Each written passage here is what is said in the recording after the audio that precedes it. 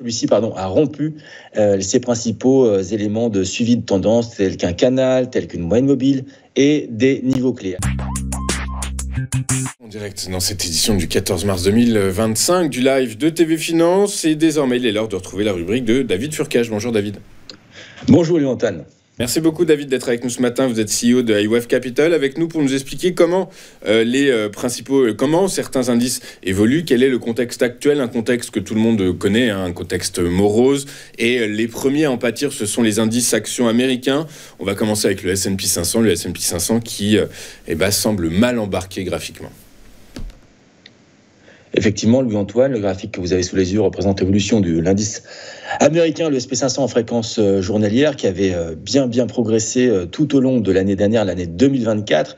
Et puis, en ce début d'année, comme évoqué maintenant depuis quelques semaines sur votre plateau, celui-ci a rompu ses principaux éléments de suivi de tendance, tels qu'un canal, tels qu'une moyenne mobile et des niveaux clés. Actuellement, il teste le niveau des 38,2% de retracement de la jambe de hausse.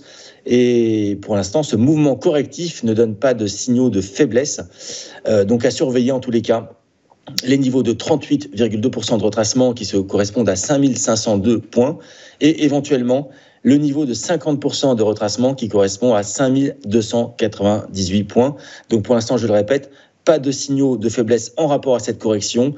Si vous avez des actions américaines, on l'a signalé maintenant depuis un certain nombre de temps, 2 semaines presque, c'était le moment d'aller également aussi à un moment donné, à plus court terme, depuis 2-3 semaines, de solder. Et là, on considère que ce n'est pas le moment de revenir en tous les cas sur le marché américain.